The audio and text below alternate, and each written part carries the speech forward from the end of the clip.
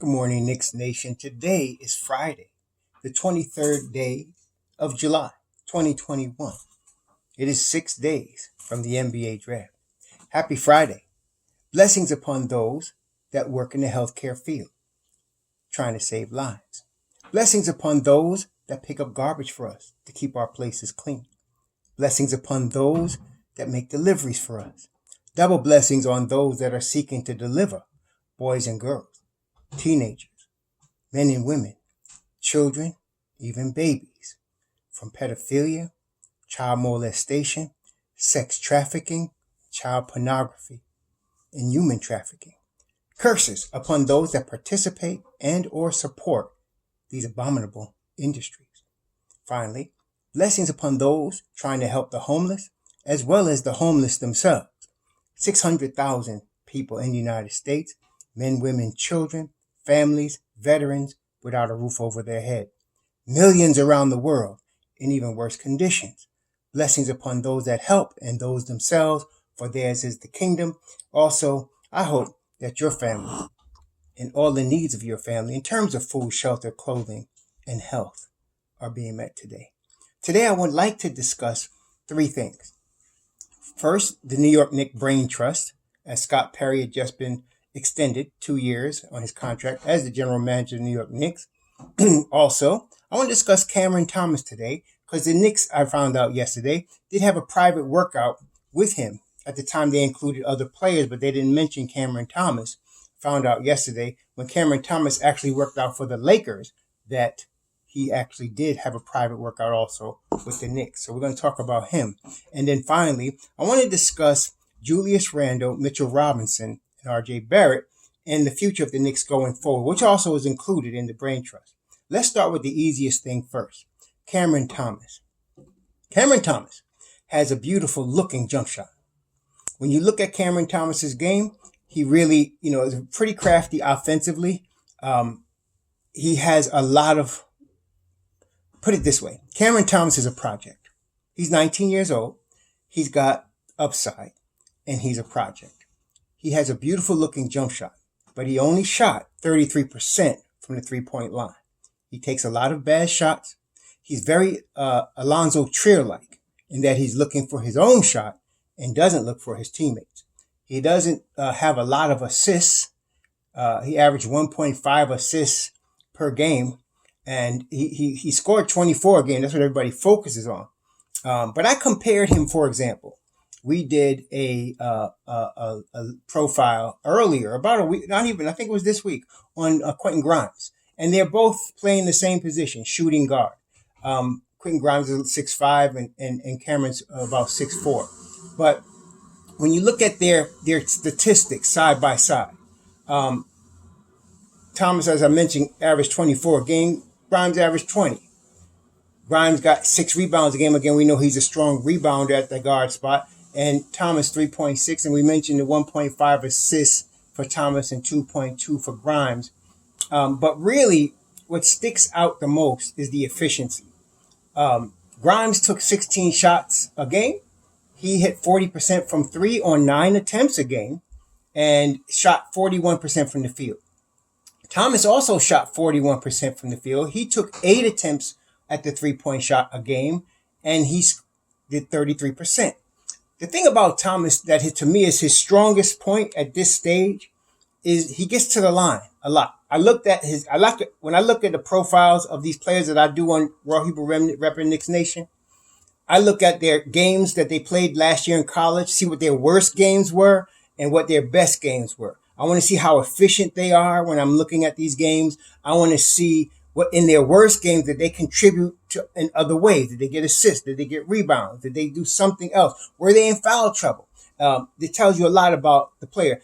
All of these guys have really, at some point, will have great games in college. Those are easy to see. But you want to see their worst games and want to see what a typical game for them looks like. Thomas has a lot of work to do. There's a lot to do. He is not going to be ready to play in the NBA this year. I'm telling you, he's going to be drafted by somebody. He can score. And of course, there's a great emphasis placed on shooting right now. Obviously, even the New York Knicks said they're looking for people that can shoot the ball. But what a lot of people are not wanting to hear. With the New York Knicks, you have to play defense. You have to play defense, not just adequate defense. You got to play high level defense. Let's remember what the Tom Thibodeau expects of the rotation that he plays, which is, a 9 or 10 men rotation, right? What does he expect his players to have as far as in their mind when they're playing? He wants you to know your plays. He wants you to know your defensive coverages. He wants you to know the other team's offensive plays and their coverages. He wants you to know the guys who you're going to be matched up about, what their tendencies are, where they shoot well, what are their low percentage. He wants you to know these things or you're not going to see the court. Cameron Thomas would not even, he'd be in the G League. He is a decent shooter. He's got a lot of work to do on shot selection. Okay. And if you didn't like Alonzo Trier hogging the ball, if you saw him and Tim Hardaway arguing because he was hogging the ball, if you saw RJ clapping his hands and looking for the ball when Randall wasn't giving it to him the year before this, you would hate to see Cameron Thomas. Okay. Because he's going to chuck. All right. He's going to chuck up some shots. Not hard to get 24 points a game when you're throwing up, how many shots a game this guy? When you're throwing up 18 shots a game. 18 shots. Not hard to get 24 a game. And he's going to the line 8 times a game. That's good, but he's a chucker. Okay? I'm not saying he's never going to be a great NBA player. He could develop. He's only 19. But compared to Grimes, this guy's amateur compared to Quentin Grimes. See, I want the Knicks to win. A lot of people, like, for example, let's go back to Sharif Cooper. A lot of people get caught up, especially in Knicks Nation, in the shiny object.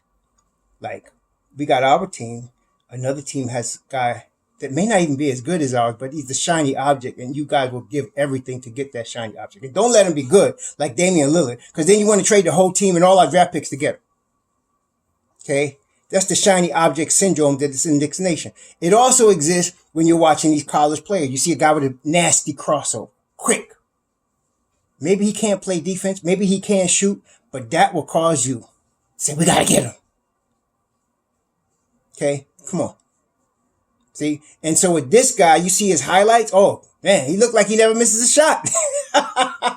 Until you see he shoots only 33% from 3. And don't look at his defensive highlights. Just don't look at it. Because for me, that was the game. That was the deal breaker right there. We don't even want to compare him to Quentin Grimes. That would be disrespect to Quentin Grimes. Let's compare him to another guy that's not the strongest defender. Bouknight. Bouknight's not the strongest defender. But Bouknight gives effort on the defensive end. He's always trying his best.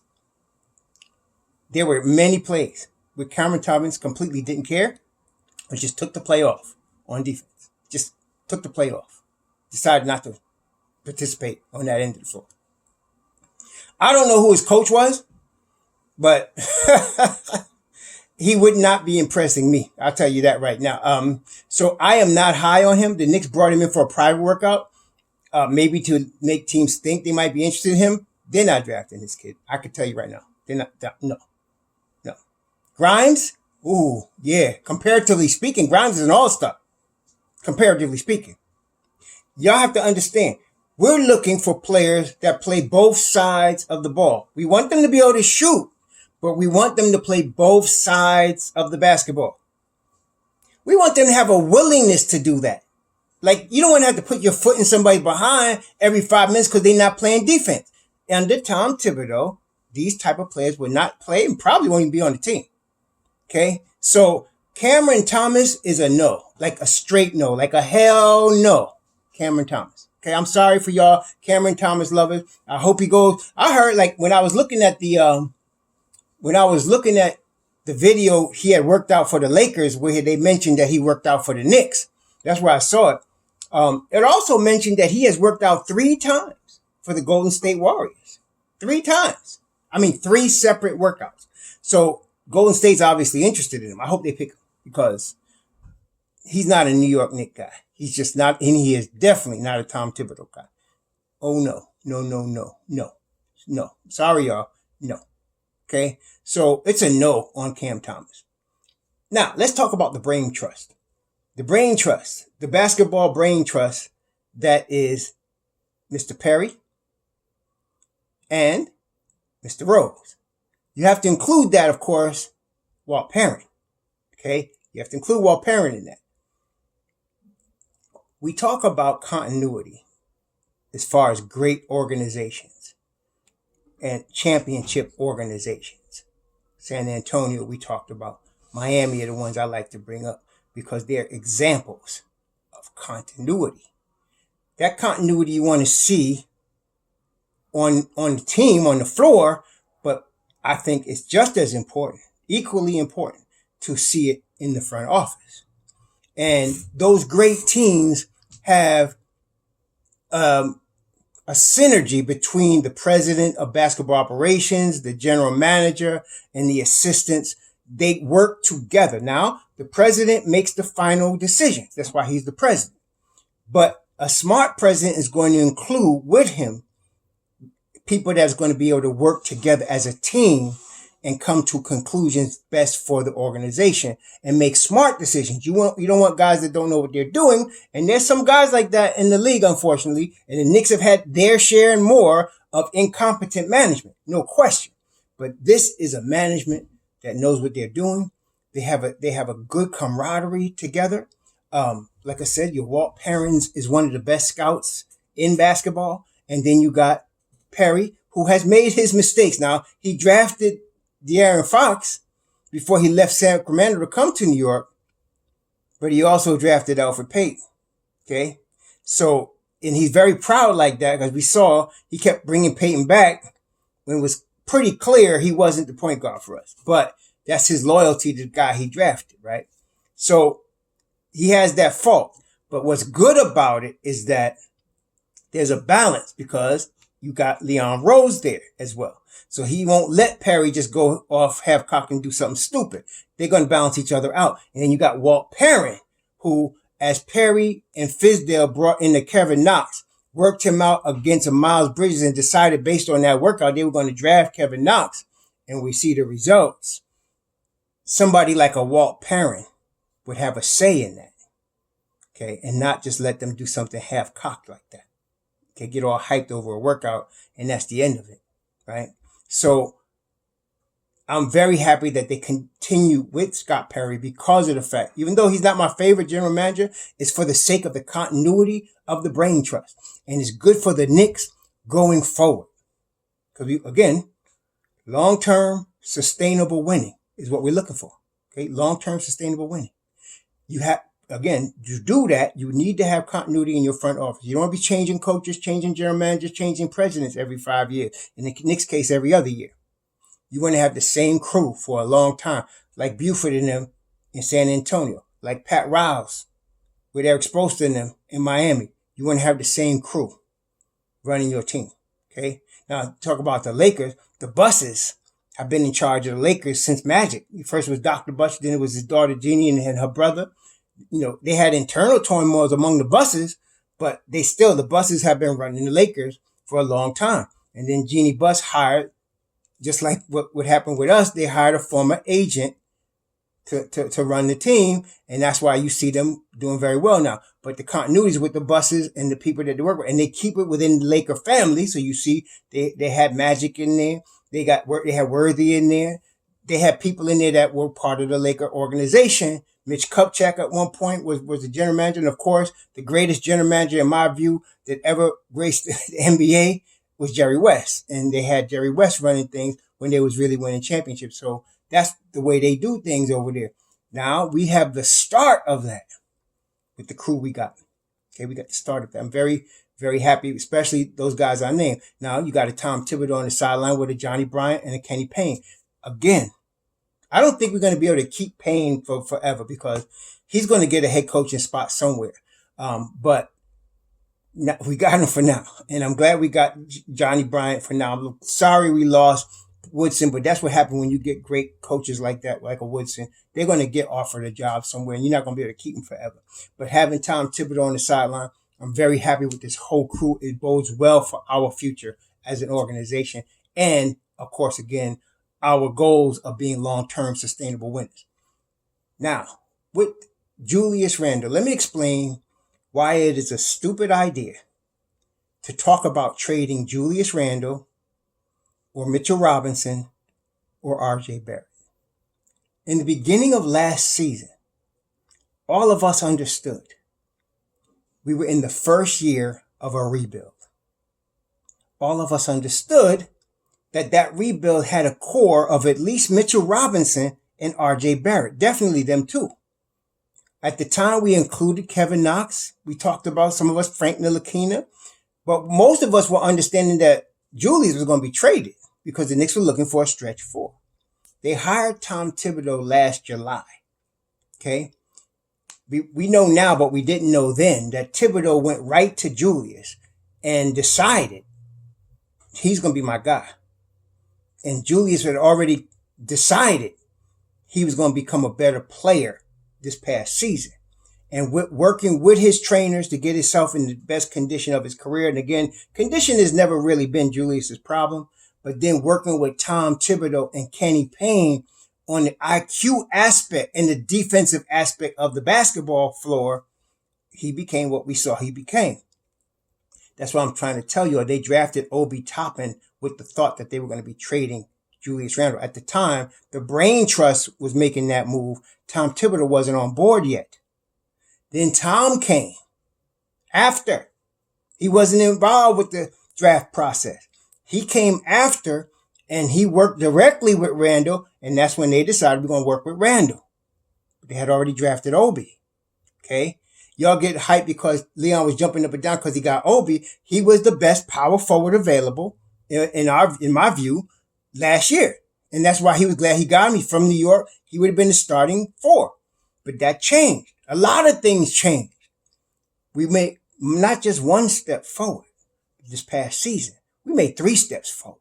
We did like 3 seasons of progress in 1 year. Winning 41 out of 72 games, taking the 4th spot in the Eastern Conference with Julius Randle becoming all-NBA. We went forward. So now once you get to the point where you have made these strides, you don't want to take the players that helped you get there that you're developing and trade them to start over with like you're rebuilding again. That would be stupid. We're past that now. I have no choice but to try to build on this and go forward. Now, if it collapses this season or the season after this, okay. But right now, at this stage, after we had just come off the season we had, you have to, if you got any sense, you got to build on that.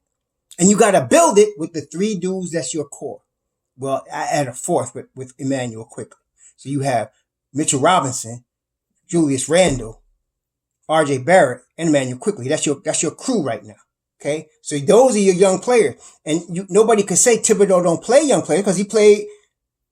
Mitchell was the starter, and he's going to be the starter again. RJ and IQ, he played all of them cats. And he started giving Obi some time at the end of the season. Not enough in our view, but he started doing it. So that's, you got to build on that. Now, if they decide to keep Obi, okay. I feel bad for him if they do that because I feel like they're wasting his talent. He's wasting his time on the bench.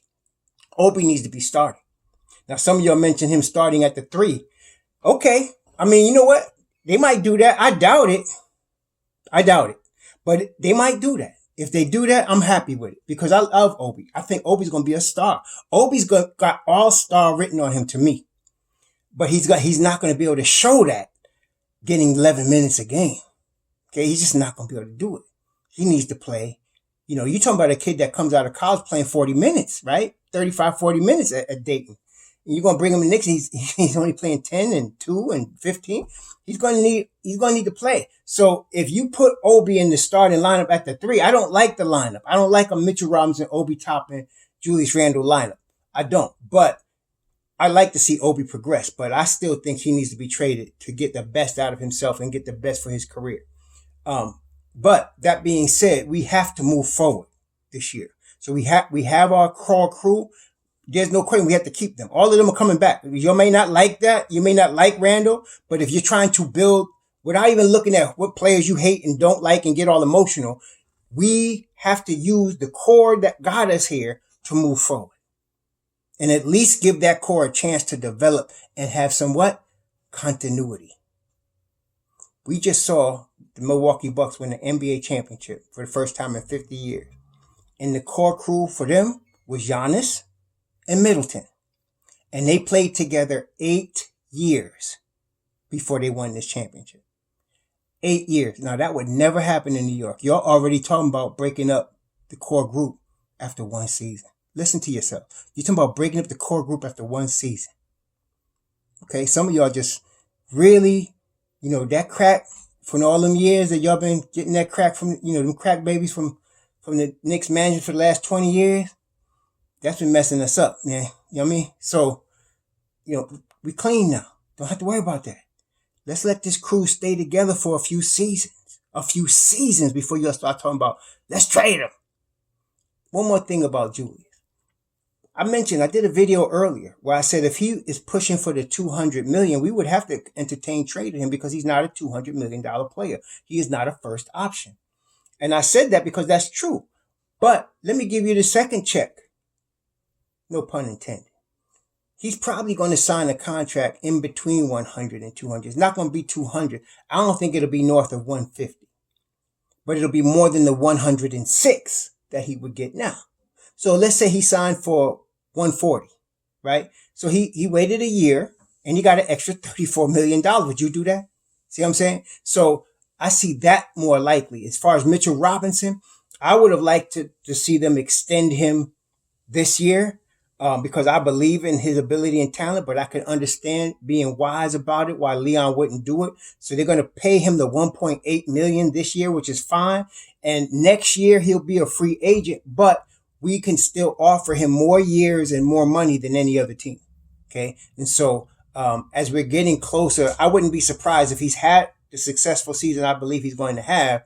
And then you get him into right before the playoffs. I wouldn't be surprised if they offered an extension at that time before they even get to the end of the season. So that's why you let him play on this 1.8 million and prove that he's not going to get hurt. And that, and I think the injuries he had last year were definitely freak injuries. It wasn't because he was out of shape. It wasn't because he did something stupid. They were freak injuries. One, he bumped on Mitchell Robinson's elbow and broke his hand. And then Brook Lopez did a dirty play on him and caused him to break his foot. So that's the problem. But I think going forward, we're going to have a good shot with him. Then, of course, there's RJ, who's just going to be at this point 21 years old and his third season in the NBA. I'm expecting him to bring his game to another level as well. So we're looking very well, very good. We got the draft coming up in 6 days. The Knicks are going to get 2 good players out of this draft. They're going to get 2 good ones, out of this draft. But they're not drafting Cam Thomas. You're going to forget that. I would rather have Sharif Cooper 100 times over than Cam Thomas. I would have to. At least Sharif also tries a little bit on defense. I mean, he gives an effort. He's small, so he gets taken advantage of a little bit. But at least he tries. Cam Thomas don't give a crap on the defensive end. You got to do a lot with him. I'm seeing G League, y'all. I'm trying to tell you, I'm seeing G League. But whatever. You guys have a safe and nice weekend. Happy Friday again. Sure.